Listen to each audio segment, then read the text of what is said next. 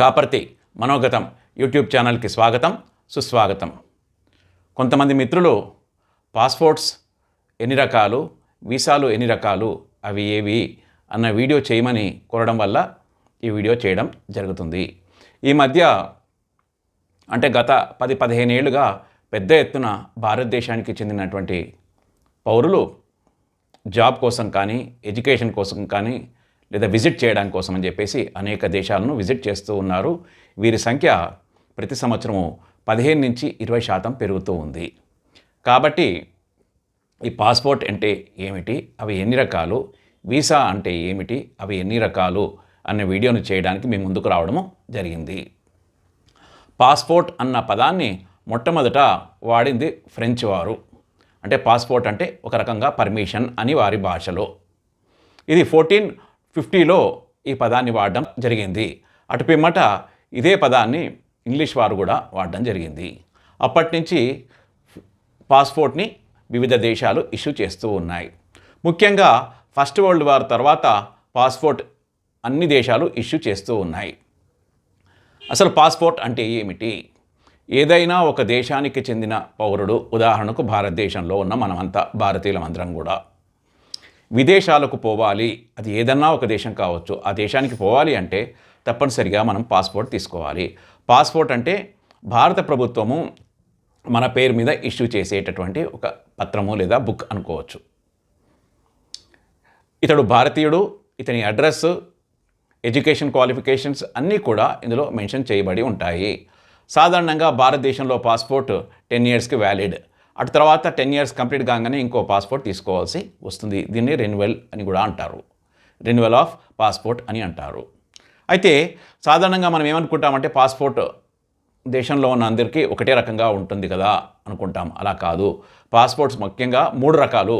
ఒకటి ఏంటంటే కామన్ మ్యాన్కు భారత ప్రభుత్వం ఇష్యూ చేసే పాస్పోర్ట్. ఇది డార్క్ బ్లూ కలర్లో ఉంటుంది. కామన్ మ్యాన్కి, బిజినెస్ పీపుల్కి ఇష్యూ చేసే పాస్పోర్ట్స్. ఇవి నార్మల్ పాస్పోర్ట్స్. దీంట్లో ఒక చిప్ కూడా ఉంటుంది. మొత్తం పర్టికులర్స్ అన్నీ ఉంటాయి. సెకండ్ ఏంటంటే అఫీషియల్ పాస్పోర్ట్. అంటే గవర్నమెంట్ ఆఫ్ ఇండియా తరఫున, అట్లాగే వివిధ రాష్ట్ర ప్రభుత్వాల తరఫున పెద్ద ఆఫీసర్స్ విదేశాలకు విజిట్ చేసేటప్పుడు ఇష్యూ చేసే పాస్పోర్ట్. ఇది వైట్ కలర్లో ఉంటుంది. దీన్ని అఫీషియల్ పాస్పోర్ట్ అంటారు. ఇది కూడా ఒక డ్యూరేషన్ వరకే ఉంటుంది. సపోజ్ ఒక ఆఫీసర్ అమెరికాకో బ్రిటన్కో ఏదో ఆఫీస్ పని మీద వెళ్ళాడు, ట్రైనింగ్ పర్పస్కి వెళ్ళాడు అనుకోండి.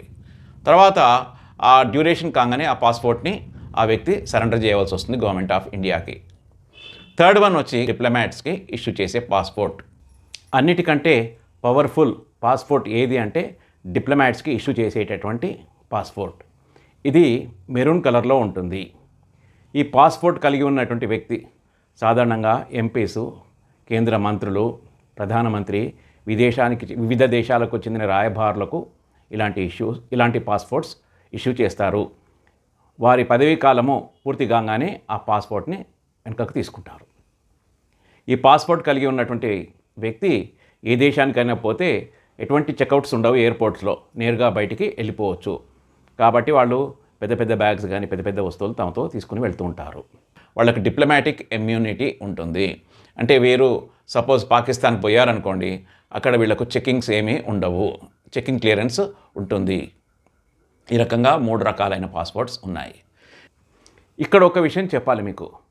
అయితే భారతదేశము అనేక దేశాలతో దౌత్య సంబంధాలు పెట్టుకుని ఉంది. ఇప్పుడు కెనడా ఉంది. భారతదేశానికి కెనడాకి దౌత్య సంబంధాలు ఉన్నాయి. కానీ కెనడా ఏం చేస్తుందంటే భారతదేశానికి చెందిన డిప్లొమాట్స్కు ఇష్యూ చేసేటటువంటి డిప్లొమాట్స్ మెరూన్ కలర్ పాస్పోర్ట్కి ఒక కోటా విధిస్తుంది. అంటే మీ దేశానికి చెందినవారు మా దేశంలో ఈ 20-30 మెరూన్ కలర్ డిప్లొమాటిక్ పాస్పోర్ట్స్ని కలిగి ఉండవచ్చును అని చెప్తుంది. కాబట్టి అట్లాగే మనం కూడా కెనడాకు చెందిన రాయబారులకు మీ దేశానికి చెందిన maroon colour diplomatic passports quota ఇంత ఉంటుంది అని నిర్ణయిస్తారు. అంటే ఆ దేశాలకు మధ్య గల సంబంధాలను బట్టి, రాకపోకలను బట్టి ఆ కోటా నిర్ణయిస్తారు. ఈ విషయాన్ని మనం అందరం ఖచ్చితంగా గమనించాలి. ఫ్రెండ్స్, ఈ వీడియో పాస్పోర్ట్స్ అంటే ఏంటి, వీసా అంటే ఏంటి అన్న విషయాలు మనం డిస్కస్ చేస్తున్నాము.